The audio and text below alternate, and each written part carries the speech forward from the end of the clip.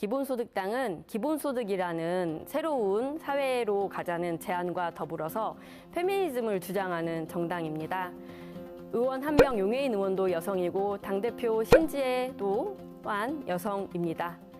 그런데 최근 민주당, 정의당 등에서 성폭력 문제가 계속 불거지고 여성으로서 정당 활동을 하는 것이 이렇게 힘든가 많은 생각 속에서 다른 정당들의 상황을 봐오고 있습니다. 기본소득당이 창당했을 때 외신에서 기본소득당을 찾았습니다. 손님이 오셨으니까 차를 대접하죠. 당직자 남성분이 커피를 대접하자 외신 기자가 놀랐다고 합니다. 많은 대한민국의 정당을 다니는데 커피는 주로 여성 당직자들이 내놓는데 기본소득당만 남성 당직자가 커피를 준비한다 하면서 정말 별것도 아닌데 한국 사회가 얼마나 가부장적인지 단적으로 보여주는 예였다고 생각을 합니다. 이 성평등 문제가 가장 지금 핫한 이슈인 것 같습니다. 진보당은 이러한 당내에 폭력 문제가 생길 때 이런 문제를 해결할 수 있는 시스템은 어떻게 갖추고 계시는지, 시정 안에서도 이런 일은 일어날 수 있고 우리 사회 곳곳에서 일어나는 일인데 이에 대해서 어떻게 생각하시는지 궁금합니다. 차의 문제를 전 이야기했는데 저는 한편으로는 이런 생각도 들었습니다. 제가 사실 분만실에서 너무나 힘들게 일하고 있었을 때 저도 어떤 같이 일했던 동료가 남자분이셨는데 저한테 그때 커피를 한다는 이야기를 했을 때 저 물 먹을 시간도 없는데 무슨 커피 하면서 저는 식군노 하면서 저는 제 일을 했습니다. 그러나 어느 날 제가 밤새 내내 너무나 바빠서 물 한 잔 못 먹고 일했을 때 그 남성 동료가 와가지고 밤새 내내 너무 힘들게 일하는 거 아니냐 하면서 저에게 커피 한 잔을 갖다 주었습니다. 그런 것처럼 저는 이런 사회의 여러 가지 남성 여성의 문제, 여성의 남성의 문제는 구체적으로 시스템 내에서 정말 사회 제도와 법을 통해서 개선돼야 될 문제라고 생각을 하고 있습니다. 정말 걱정이 되는 것은 윤석열 대통령께서는 후보 시절에 구조적 성차별이 없다라고 말씀하지 않았습니까? 그런 부분에서 우리 사회에 이렇게 만연한 성폭력에 대해서 최고의 지도자인 분이 본인이 못 느꼈다고 이것은 없다라고 말하는 것에 있어서 저는 매우 두려움을 느끼는 사람으로서 우리 내 조직에서도 이런 문제를 어떻게 대응해야 될지 늘 고민을 하고 있습니다. 네, 이번에는 두 정당의 핵심 공약을 검증하는 시간을 가져보겠습니다. 기본소득당이 창당한 이유, 그리고 제가 출마하는 이유, 바로 기본소득입니다. 이번 지방선거에서 시민 여러분께 광주형 기본소득을 제안드립니다. 태어나서 30이 되는 모든 광주의 어린이, 청소년, 청년에게 월 10만 원의 기본소득을 지급하는 것입니다. 기본소득으로 생계를 지원하고 취미와 다양한 경험할 수 있는 기회를 제공하고 금융정책과 연계하여 목돈 마련의 기회를 제공해 청년들이 떠나지 않는 도시를 만들겠습니다.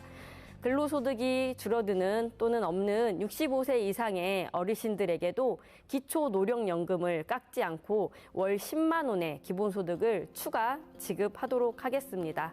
지역을 떠날 수조차도 없는 어르신들을 광주가 모시겠습니다. 광주형 기본소득에 대해서 만족도가 높아지면 더 범위를 확장하여 전 시민에게 더 충분한 기본소득을 지급할 수 있을 것입니다.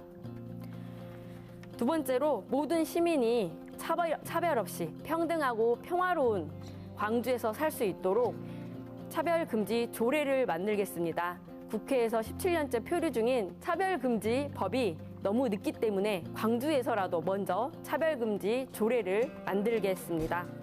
세 번째로 학동, 화정동 참사가 다시는 되풀이되지 않도록 투기를 막고 주거권 보장하는 도시 정책을 계획하겠습니다. 재건축 초과 이익은 기본소득 재원으로 활용하여 비리 막는 공공주도 순환 재개발을 추진하겠습니다. 그리고 추가하여 네 번째로 기본소득당은 에너지 체제를 전환하기 위한 기본소득 탄소세를 도입하겠습니다. 이번에는 서로의 공약과 정책에 대해 궁금한 점을 묻고 답하는 주도권 토론 시간을 갖겠습니다. 네, 김미화 후보님의 주요 핵심 공약 발표를 잘 들었습니다.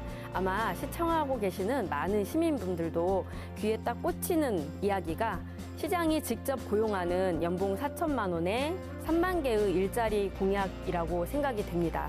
일자리 정책 물론 중요합니다. 그리고 지금 정부와 지자체에서도 이 부분이 거의 민생이다, 사활을 걸고 엄청난 예산을 쏟아붓고 있는 걸로 알고 있습니다. 하지만 그렇게 매력적인 실효성 있는 정책 대안이 아직 못 나오고 있는 것으로 아는데 4천만 원도 물론 시민들이 만족스러울 수 있겠고 3만 개라는 것도 충분한 일자리라 생각할 수는 있지만 정말 이것이 가능한 것인가? 의지로서만 그냥 돌파하고 계신 것은 아닌가, 이게 현실적인 대안이 될 수 있는지 답변 부탁드립니다. 돌봄 일자리로 정규직 4천만 원에 4천만 원 연봉에 3만 개라고 이제 말씀하셨고 네네. 이것은 광주시 1.2조 원의 이 돈으로 하겠다라는 말씀이신데요. 많이 진보당 당원들이 또 무기계약직 당원도 계시고 비정규직 당원도 계시고 하지만 이 많은 무기계약직 일자리를 사실은 만든 건 정부이고 지자체이기도 하거든요.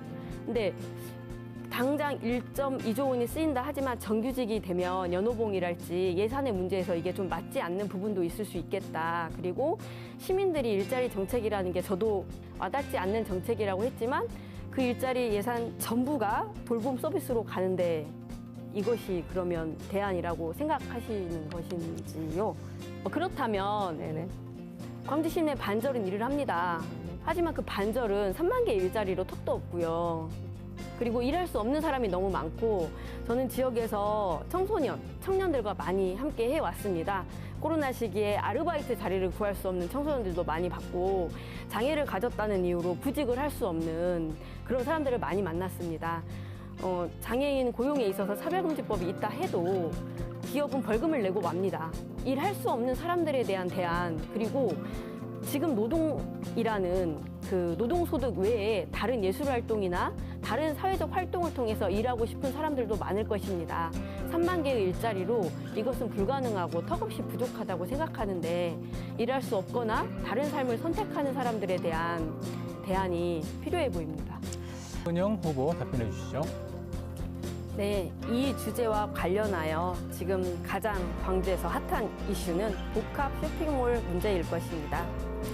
저와 문현철 기본소득당 광주시장 후보는 복합 쇼핑몰 유치에 반대합니다.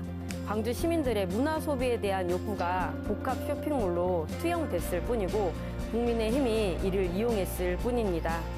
정치권에서는 이게 광주의 문화와 지역경제 활성화를 하는 대안이 아닐 걸 너무 잘 알 것이라고 생각합니다.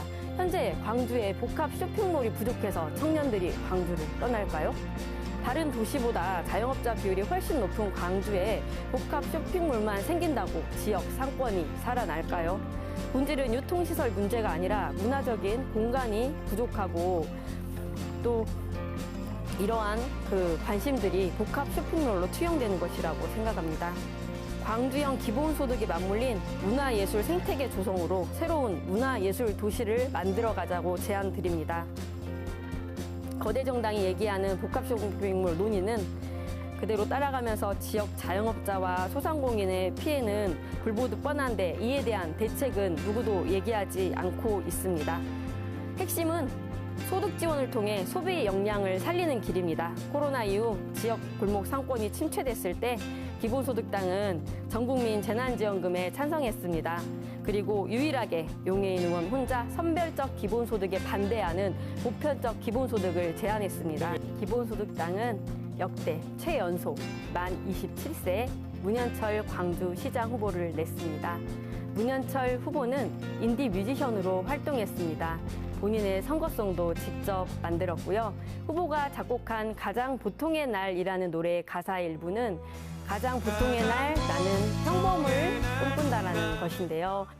지금의 청년 세대는 부모 세대처럼 안정적인 정규직 일자리 하나 얻는 것, 근로소득으로 내 집 마련하는 것 바라지도 않습니다. 바랄 수 없는 너무 큰 꿈이 되어버렸습니다. 광주형 기본소득으로 그 누구도 배제되지 않는, 청년을 응원하는, 청년이 떠나지 않는 모든 시민들이 최소한의 안전망을 가지고 살아갈 수 있는 광주를 만들겠습니다. 정당 투표는 4번 기본소득당입니다. 감사합니다.